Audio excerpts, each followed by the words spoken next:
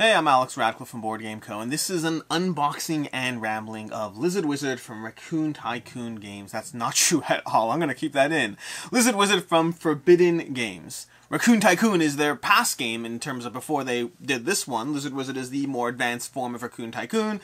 It's not Raccoon Tycoon Games, it's Forbidden Games. They have Raccoon Tycoon is one of their more famous games. They have Lizard Wizard. They recently had Mosaic over on Kickstarter. Lots of fun things. I have Raccoon Tycoon. I haven't played it. I likely am not keeping both of these because they have a lot of overlap, but I want to try both of them, see which one's a better fit, and maybe keep both. You never really know, but probably not. Maybe not. We'll see. I don't know. And then we have Mosaic coming as well. So that's all this stuff. Now, coffee shot as usual. For those of you who are paying attention, this is a different coffee than usual. This is not my usual mug. This is in a heat maintaining mug so that the heat maintains, as you might imagine. Double wall, perimeter, all that. $15 on Amazon for a set of two.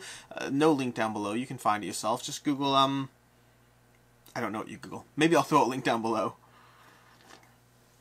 This is a latte. Latte that I made on a, well, as you might imagine, a espresso machine.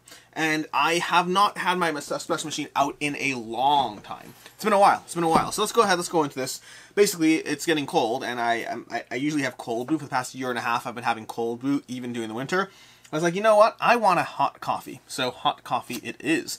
Now, let's go ahead and open this up. We have Lizard Wizard, which is in this gigantic over-the-top box. This is the Kickstarter deluxe version of that, all of that. I don't imagine this is the one you'll get at retail. I know they've had an interesting track record in the past, Forbidden Games, because the Raccoon Tycoon game, if I'm not mistaken, if I recall correctly, had a premium edition that then became the default version at retail. So like it was this weird thing where you had a premium edition, and then the premium edition was the only edition of the game. So that was a bit anticlimactic, but I don't believe that's happening again, especially not with the size of this box. Then again, Raccoon Tycoon is also quite a large box. Okay, the Magic Age in the land of Astoria. Let's get into this. We have all our punch boards up top, punch board, punch board, punch board. Most of these are completely useless and can go in the garbage, by the way. Not actually just yet, but I will not be going through the effort of punching these because that's what this box is for, the premium components. And then we have our dual layered boards. I love dual layered boards. You know that if you've been watching my videos. If you haven't been watching my videos in the past, then this, as I said already, is an unboxing and rambling. I will go all over the place as much as I possibly can. We have these boards over here. They open sideways. This is your market track. You see, Lizard Wizard is well, there's a lot of things going on in this game. There's auctioning, there's a market that's going on, so you're gathering goods and you're constantly playing cards to move goods up the track and then try to execute on the sale before someone else does, causing the market to crash back down. Basically, once sulfur enters the market, you don't need quite as much sulfur past that. Then we have the board where you're going to see all the various regions on the board, from the where you get spell cards, where you get the familiars, where you have the dungeon track. This is the board. Very different shape than the last time I played this game. Wow. I played a prototype of this game way back in the day. Let me rotate this around for you. But this is a very different board. Again, granted, this was also on the board last time. This goes at the top over there. And then we have the various areas. We have the spells, we have the wizards, the towers, the familiars, and then the dungeon, which is a bit of a push your luck minigame as you try to wade further and further into the dungeon. Now, let's see what we have over here. We have a rule book, which is nice. Let's start moving things off to the side, pushing them away to the side. We have our screens. This unboxing may never make its way. If this unboxing is like boring, because that might be a thing, then it won't actually make its way to the channel, and I'll just have had a coffee and talk to myself over it, which is totally fine. I imagine it does, but the balance is I also have a bunch of unboxings already that I filmed that haven't gone up yet. I have Into Deep that's been for a while. I have Horizon Zero Dawn I've done an unboxing of. Unboxings to me are filler videos, and I haven't had time for filler content, so they're kind of just sitting in the background. Again, I have fun, but then you may or may not ever see them down the road. Astoria is a land pulsing with magic and intrigue. A handful of Arch-Mages are vying for the loyalty of wizards across the land so they can wield ultimate power. While competing to recruit wizards from 7 unique schools of magic, you will also have to create mystical towers, research powerful spells, summon helpful familiars, and search dark dungeons for gold and items of power. This is basically Raccoon Tycoon. If you've played Raccoon Tycoon, Lizard Wizard is a slightly more advanced version of that game, so there's very little reason to own both. They have a lot of overlap in what they're doing. Not perfect overlap, you know, I believe Lizard Wizard has spells, Raccoon Tycoon has buildings, there's different things that are changes to the game structure, but the core idea, the market, the auctions, all of those are basically the same. Rulebook is very short and accessible. This is actually a game. I played this, I want to say this is the first game I ever played with Jeremy Howard. I might be wrong. It might be the second. The first one might have been Marvel United with Eric Lang and Jeremy Howard. I have to check timelines on that. I don't know exactly which one I did first. But we have our score sheet, which I never use these, although sometimes I do, just very rarely. Usually I just add things up. And then we have our trays. Okay, these do not look like game trays. Not that they have to be game trays, but they definitely don't look like game trays. They look nice, better than your typical garbage tray that you'll find in some game, but not game trays quality. Game trays has a very specific quality, to the point that once or twice game trays has come up with trays that I thought were subpar, and then I'm like, ooh boy, that is a subpar tray, and it does not feel like a game tray. Then we have these guys over here. These are your little runes of power or something. I don't even know what these are. I don't remember what these are or what impact they have on the game. They're some sort of token. Like, I played this, but it's been a while. Like, it's been a long time. I don't even know what I did with the prototype. We have Lizard Wizard, their little first player marker. They are known for this, actually. Up over there, you probably can't see it, but kind of right where my finger might be. I don't know. Here, nope. There-ish, behind me on my finger. There should be a little extra token for Raccoon Tycoon over there. But this is beautiful. Look at that. Look at the color. Completely unnecessary block of wood, but it does make for a nice first player marker. I do like this. That will go back in there. Then we have our cards. Let's go ahead and take a look at some cards before we go to the Deluxeified resources. Deluxe resources, by the way, are the reason that I decided to go ahead with this unboxing. I got this game, showed up today, about 5 minutes ago. That's not true. I showed up about 5 minutes ago. The box showed up, I don't know, 2 hours ago, maybe, something. And I decided that since I, well, showed up and I had a coffee, which is all I really need, let's go ahead and see exactly what deserves a giant separate box of Deluxeified components. Because one of the nice things about this game was the ability to upgrade to all the components you want. Lots and lots of components. These will be these spells. So, there's this whole aspect of the game of getting spells, of getting towers. There's lots of auctions that will be going on in the game. There's also lots of just buying. So on your turn, you take an action. The action can be one of a few different things. You can buy one of the various things, or you can go ahead and manipulate the market, or you can go ahead and go dungeon driving, or you can start an auction. If you start an auction and don't win, then you get to take another action. So you don't really lose the action there. You always get something, and you can rinse and repeat until you get something done. Spells let you do things, but they also cost various, resources to do, but they'll also give you points, especially if they match your wizards, so you want to be mindful of that. Over here we have a whole bunch of spells, all with their little 5 cost on them. Now, when I say match the wizard, you'll see the top corners show different symbols. That will be what you're trying to match over there, but they have lots of ways of messing with other players. So, I wonder if they have a player count icon on them. I don't know if they're always in play or if you subdivide them by players. It doesn't look like there's any icons that would tell me player count. I'm not seeing anything. So we have one-time use spells. We have recurring spells, so our max hand size goes up to 5, which is very helpful. We have more one-time use. Do we have any other symbols, or it's one-time use and that? It looks like it's one time and that's it. That's what it looks like. So one time and recurring. One time and ongoing, infinite. Take a familiar from another player and use it immediately. That could be useful. We have take a wizard card from another player. That can mess with them. There's lots of messing with people in this game. Lots of like pull down the leader in terms of these spells and the way they mess with people. Undead do not hit and instead give you 1 gold. That's related to the dungeon diving of the game. The dungeon diving where you go into the dungeon. Let's go ahead and grab some cards and show you how that works. So we have our dungeon cards over here. This, doing the Kickstarter, if I recall correctly, they had a whole bunch of wards. Artwork changes to the dungeon. If I recall correctly, the dungeon cards, and this didn't bother me, but I did agree with the people who it did bother.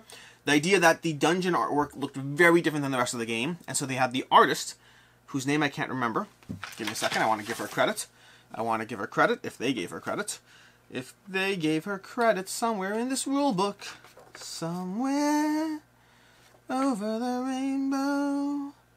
Let's see, I'm not seeing anything in this rule book. I'm not seeing. Here we go. Game, graphic design, art direction. Nope. Nope. What is up? What is up with this? There's no this graphic design. Oh, there we go. Annie Steg Gerard. Or Gerard. I believe it's Gerard. Annie Steg Gerard is the game artwork. She redid the dungeon cards to basically make them match the rest of the artwork feel of the game. So we have our bugbears, our goblins, our hobgoblins, kobolds, orcs, liches, skeletons, zombies, golems, all these different things that you're going through the dungeon and trying to get their various rewards on the bottom of them, while trying to be mindful of not getting basically caught. So you're dungeon delving and hoping you don't get hit too many times while you try to gather treasure and different things on them. So what happens is these different creatures will give you hits, and by having certain spells you can mitigate your luck and risk and reward and all that stuff as you go dungeon diving. Then it looks like we have a set of extra cards. I don't know if these are Kickstarter promos. They look like Kickstarter promos in the sense that they clearly have your dungeon artwork that you'd expect, but they are different. Beastmen, Centaur, Fairy. It looks like it's one of each type with the keyword Magical Force. Ooh, Force cards. Well, there we go. After each trip to the dungeon, add 1 Force creature card to the dungeon deck and shuffle. This means that the dungeon gets a little harder each time a player goes there. Intriguing. I do not mind that. I do not mind the idea of the dungeon getting a little harder, although the tricky part is the dungeon inherently already gets a little harder.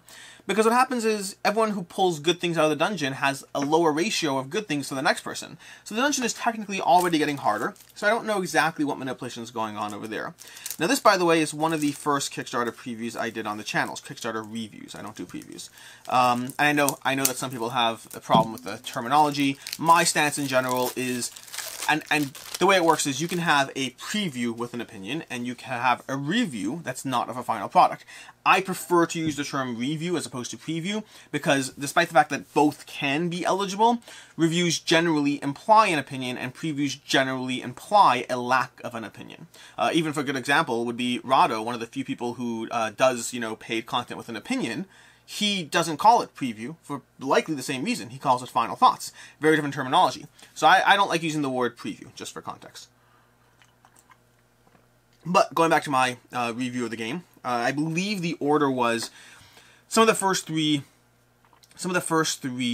Kickstarter reviews I did were for I'm blanking on the names. I know them. Northgard. Northgard's one of them. Then we had Shadow Kingdoms of Valyria. We did that one. And then Lizard Wizard, I believe, was possibly the third one I've done. So this is back, kudos to Forbidden Games, not Raccoon Tycoon Games. Kudos to Forbidden Games for trusting me with a game. I enjoyed it. I enjoyed it enough to back this one, and I'm still torn. I'm still not sure. I actually went back and forth with my backing a few times. I backed the game, then I canceled my pledge because it's $99. Do I need it? Will I play it enough? And then I went in at the end and backed it again, partially inspired by the fact that this box full of extra tokens and coins and all that, there's a lot of stuff in there, a lot of good value there. So I was like, hey, I'll probably be able to sell if I need to, but I do want to play it first. It's a good game. These are the market cards. So this is where you're going to gather reagents and you're going to increase the value of a bunch. So you're going to gather some, increase the values of others. That's going to help you eventually sell those reagents for their market value, getting money. Money is essential to buy things. So it's a constant game of market manipulation for your money, primarily, and then using a good market manipulation to go ahead and cash in on the rest of your actions in the game, to buy all the stuff, to win the auctions. It's one of those fascinating things. We're trying to figure out the value of an auction. Early game, it's so hard to figure it out, and then late game, people just have money, and they just keep cashing it in. Get those wizards or whatever it is you need. Do you bid on wizards? I'm trying to remember which one you bid on. I think you bid on wizards. I'm trying to remember. There's different things you get. Towers you buy, spells you buy, familiars you buy, wizards you bid on. Okay, it's been a while. It's been a while. Bear with me here. So, speaking of towers, we have these towers. They get progressively more expensive as you go deep diving into those. Those, I'm going to have to figure out the setup. If I recall correctly, you shuffle all the ones that have the lower values together, and then you go to the next tier and shuffle all those together, resulting in having a fairly even distribution of the cost. That's my recollection, but I could be wrong. Then we have the familiars over here. Familiars will be these guys over here. No, these are wizards. They're not familiars. I lied. These are the wizards you're bidding on. These will help you. That when paired up with towers, you get extra points, or when paired up with spells. Again, there's a whole lot of pairing up in this game. You notice the symbols over here. This symbol, that symbol, this symbol, and then these spells. So you can see those are all four different areas: spells, towers, familiars, and wizards, where the icons can match up. So over here, when you grab a familiar, you have to take one of the few different options as well. You have to take new research, you enter the dungeon, collect 3 Nightshade, and cast spells, or get a gold per necromancy card. So you can build up some solid combos in the game as you go through it. And again, these, I believe, are sorted by order of cost before you dive down into that dungeon for the first time. And that's the entire core box. If not for the deluxified resources, we'd be done right about now. So this will be a nice, short unboxing. That can go over here. I'm not sure what goes where. I'm going to leave this off to the side. We'll come back to it. Sleeves. I'm going to need to sleeve this stuff. I wonder if I even have sleeves for those cards. Those are obnoxiously large cards. So, let's go ahead and open this box, because I'm pretty sure I'm tossing, or I don't want to go through the work of punching a bunch of tokens that I'm never going to use. And I believe that these all fit in these trays. I believe. I'm not certain, by the way, for context. This is a big box, and I'm a little nervous that it does not all fit in those trays. Which would be a bit interesting, because, what's the game plan? That you keep this entirely separate, somewhat nice, but also not that nice box, it's a cardboard box. It's nicer than your standard cardboard box because it's printed on, but it's still very much that style and genre of, well, you'll see in a second. So let's go ahead and open this right here. We open this like so, and you can see, whoa, playmats. Playmats galore. I forgot playmats were in the bottle. Okay, I don't know how this is going to work. Let's do one thing at a time. Let's take these out, these out, these out, these out, these out. See, the way they did it, if I recall correctly, yeah, the coins are okay. The coins are okay. Not the best, not the worst. So, the way they did it is they had a price point for the wooden resources. They had a price point, I'm going to come back to the playmats soon enough. They had a price point for the coins, and they had a price point for the playmats. I don't typically buy playmats, but if I recall correctly, once you were getting 2, you may as well get 3. That was the price point thing. So you can get one of them, or you can get all 3, basically. That's the way the math worked out. Now these, by the way, these are very nice. I like the coloring, I like the feel, I like the chunkiness. These, I can't imagine playing with, well, cardboard tokens over these little over here. And we have these for each of the resource types. So this is a pre-deluxified game that would otherwise cost you a hefty chunk to upgrade yourself. So let's find the correct reagent pool for these. I don't know if there is a correct one. Oh, wait, here we go. That's got to be this pool over here. So now here's the moment of truth. Perfect. If those did not fit in here, I would be very disappointed. Very disappointed if they didn't. But they do, so I'm not disappointed. Let's go ahead to the next one. I'll just go through each of these one at a time. I can probably toss these bags since they're not going. These bags will go into the pile of stuff on the floor. And we got some more of these. Again, just chunky resources. Let me try not to drop everything on the floor. These will go in here. Perfect. The way these token trays are sorted is very intriguing. Because this one, you can see it over here, I guess. There's a little bit of a ledge here. It must be because of the box and what it sits on. I don't know. Either way, we'll go ahead and put those in. Let's not cross-contaminate. And then we have the mushrooms. A whole bunch of these. There's a lot of fun little resources. Now, again, the price point on these is amazing, but that also means I was worried, and looking at these, I think I was right, that the quality of the coins is subpar compared to coins that cost significantly more. Shockingly enough, when you have a good deal on something, sometimes that good deal is reflected in the quality. And that seems to be the case here. I'm not complaining. I'm just commenting that it's what I expected it to be for the price I paid, if that makes sense. If I would have been better, that would have been awesome. If it would have been worse, that would have been sad. But again, I haven't actually gone through them. I'm just judging based on looking through the bag right now and seeing. So maybe I should reserve my judgment for like another 3.5 minutes.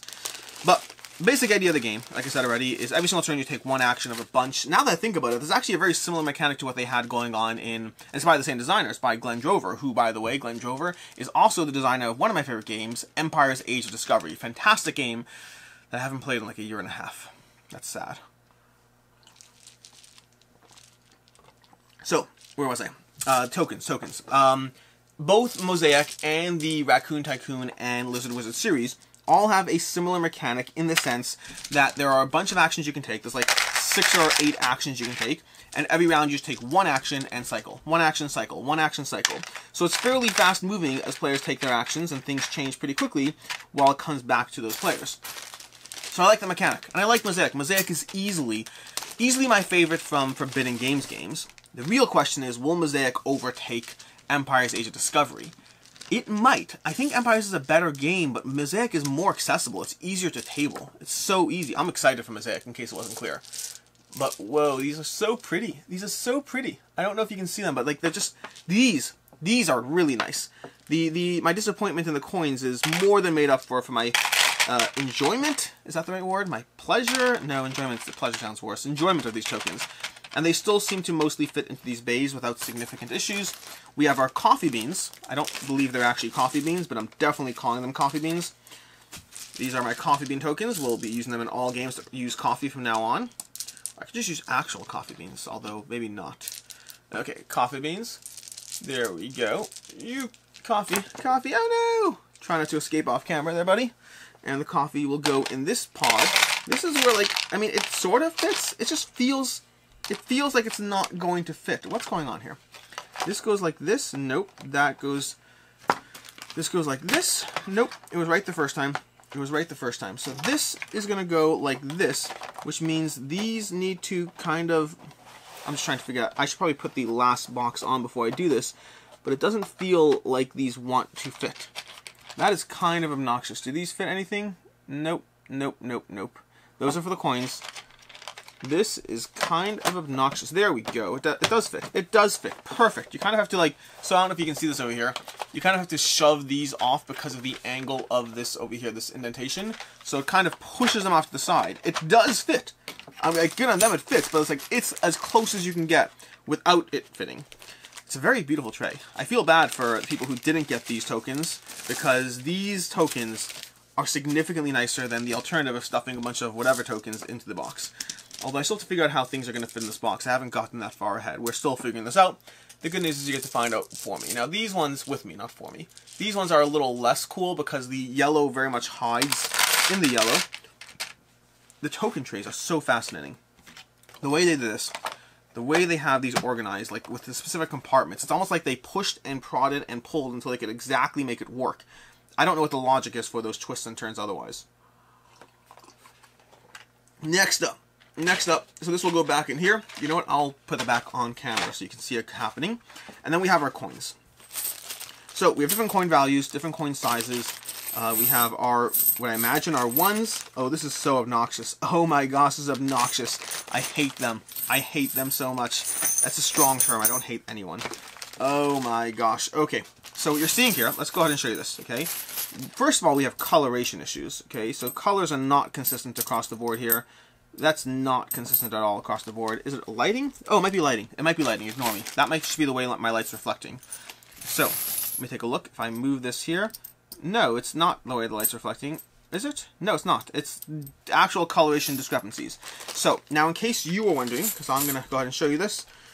Oh boy. This is not something I'm happy about. Oh my gosh. Oh boy. So, Forbidden Games, if you're seeing this video, I apologize, but this is not coming from me. This is going to come from a whole bunch of people. So you can see these on camera, right? These are all different denominations. I'll let that sink in. These are all different denominations. This is a different denomination than this. This is 100, which you can see, if you look closely, you can see this is 20, this is 10, this is 5, and this is 1. For context, let's go ahead and grab one of each of those and put it into my hand and hold it up to the top cam so you can see them together. These are your different denomination coins. Okay, let's try to make them line up so you can see the actual numbers in them. I want to show you them because I want you to see. I am very disappointed in these coins. Very disappointed. Because this is a usability issue. Like, this is not how it looks. This is not a fact that the coins are thin. This right here is a usability issue. Here, if I capture it and twist it to the light, you can kind of see those 150s and whatnot. That, you can see it. You could. But if you want to ever have a quick and clear idea of what's going on... Oh, wait, I found something that helps. The center. The center, it's not good, to be clear, but it's better. The center of the 100 is that shape. The center of the 50 is that shape. The center of the 10 is that shape. They have different centers. It's far, far, far from ideal. That is really disappointing. Now I have to see if I can, like, brush some sort of coloring paint, because if you lightly touch up, I don't even know. I'm going to wait till somebody else experiments and tries this and gets an idea, because does it have it on both sides at least? It does have it on both sides. This... you know what? I'm not going to feel bad. I'm not going to feel bad. The tokens are amazing. Tokens are absolutely amazing. Forbidden Games, I think your tokens are incredible. They're top-notch. I oohed and awed about them because they were great. I'm very happy I own them. And these, I feel like I'm going to end up replacing with my own coins. That is disappointing. We'll see. We'll see. We might get some sort of, like, you know, statement from them of... Oh, these are 20s, not 50s, by the way. That's awkward. We might get some sort of statement from them saying that they... Which coins go where? Let me see how these go. That goes over there. Perfect. Okay. I mean, it's not perfect, but it's great. These are 5, so it's 100s, 20s, 10s, 5s, and 1. But yeah, this is disappointing. So these 10s go over here. Why are there so few bays? Like, there's not few bays. There's, like, way too much space going on here that I don't know what's needed over here. As opposed to the other container, which didn't. There we go. Okay, these ones maybe need both bays. Okay. Yeah, that is disappointing. We'll see. We'll see. Maybe there will be some sort of guide of, oh, if you color with this and do that, we found that this really helps. I'll take it. Listen, I'm not gonna complain, but well, I'm gonna complain. I'm complaining right now. But anyways, these are, I could have got to know with the fact that they're thin. They are thin compared to other coins, but I expected that. I expected thin when I bought them. They're a good price, a really good price. Do you know how much these many coins do typically cost you in another campaign? It'll cost you like 4 times the price. So when you pay a quarter the price for something, you expect it to not be as good as the other thing. No complaints there. But it just, I want it to be usable. Usable. Now these, I don't know if they're all the same value or not. It looks like they probably are. These are different. There's like mana coins or something. Nope, they're not the same value. We have 1s and 5s. We have 1s and 5s. Apparently, oh my freaking gosh. Are there more than 1s and 5s? I wouldn't know because you can't tell at all. 1s, 5s, and 10s. There's 1s, 5s, and 10s. Let's find a 10. Here we go. Here we go. Here's your 1, 5s, and 10s, okay? You see that? You can see it. You could. That is not usable. That is not usable. That's so obnoxious. Like, this is just a problem waiting to happen. There's no way on earth I treat these... I like the game. I'm happy I own the game. I'm a little disappointed about these coins. They're not... You know what?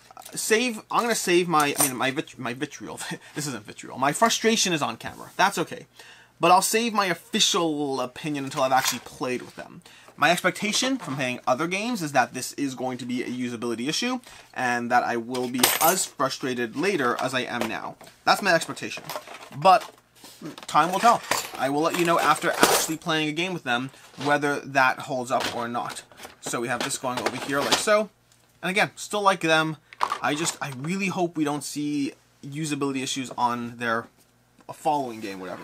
Now the question is, do these fit in here? I think the answer is a resounding no. There's no way these playmats fit in here. So let's go ahead and show you a playmat. The annoying part is, like, I only got the playmats because I was getting the coins. So, like, once I was getting the coins and the thing, the playmat made sense. This is your own individual area. These are nice to have. Like most playmats for me, they may go in an attic somewhere because as much as I like the idea of playmats, I don't like the storage and the managing one more thing about where a game goes and how it's stored. So, and like, this is a nice box, but I'm not going to keep like a completely separate box size for the game. So these might get used, but probably not that often. You know what? This double warm wall coffee, it's not keeping it as warm as I'd like. To be fair, the basement is pretty cold. So, let's go ahead and roll this back up. We have a bunch of these for all the players. Again, I don't typically buy these, but I will take them if the monetary amount makes sense, as in if it's free. That's the monetary amount in general. Although, did I get playmats for Mosaic? I don't believe I did. It's possible I did, but I don't believe I did. So now we have the problem here, where these are going to go in the center, I believe. Let's take a look at how this plays out. This goes over here like so. So that is at the top. So we don't need to worry about where to keep those tokens. So those tokens are probably going... See, here's the problem. Here we have these, which I don't need, these, which I don't need, these, which apparently I do need, because this is a whole lot more readable than the... I mean, this is not, by the way. These are not more readable. Wow. You see, I'm confused. I am confused how these things... Oh, the achievements! The achievements! They need to go somewhere. Where do the achievements go? That was this spot over here, I believe. Let's take one of these out. So basically, I'm always surprised and disappointed when some things get past, like, a form of quality control. In the sense that, like, I don't know. Like, sometimes you have these things. It happens with a lot of companies where some small thing. I'm not talking about typos. Typos almost make sense to me. Like, you have someone reading the rule book again and again for a year and a half, constantly looking at changes, and then eventually they're kind of dull on it, and they don't read the final rule book. Now, granted, I think you should pay someone to just read the final rule book, pay them like $25 for every mistake they catch or something like that, incentivize them to catch all the mistakes. But again, I understand the fatigue and that can come with reading a rule book again and again and again. But when you have something like this, where it is, like, did no one look at the coins the first time around when they got the pre-production proofs from China or wherever it is, and say, hey, by the way, I don't think these are usable, or what? What happened? I don't know. I don't know. Like, did they just think, hey, they look great, they're awesome, they're amazing? Maybe they did. I'm always curious how this process plays out. All being understanding, by the way. I'm frustrated personally, but I'm not like, it's not the end of the world. None of these things are, ever. This goes like that. That's obnoxious. I can live with that, but that's obnoxious. And where does this go? What am I doing wrong here? I'm doing something wrong. This probably goes like so. Okay, good, that makes sense. This goes like so, I guess, maybe. And then this goes in here. This can go on top like that. This can go across like that. And these can go on top like so. That gives us as close as we're going to get to a firm fit. These playmats will have to go somewhere else along with these token trays. This box will go back on top. And there we have it. Lizard Wizard from Forbidden Games. I almost said Raccoon Tycoon Games again. That's it. That has been your unboxing. Once again, I am Alex Radcliffe from Board Game Co. This has been a delightful little chat and coffee and unboxing of Lizard Wizard. I will be playing this game as soon as I have a chance. Right now I'm in the middle of Merchants of the Dark Road. Again, for context, when you're watching this video, I have no idea what's going on because these unboxings can have a little bit of a delay before they go up. But I'm currently in the middle of Merchants of the Dark Road upstairs. I just finished the rulebook for Awkward Guests. Hope to play that. I want to, the next step I have when I'm done with this video is going to read the rules for Mind MGMT so I can play that. I'm also in the middle of Robin Hood, the Adventures of Robin Hood with my daughter. A whole bunch of things going on. I'm going to return to one of those. As always, have a good one.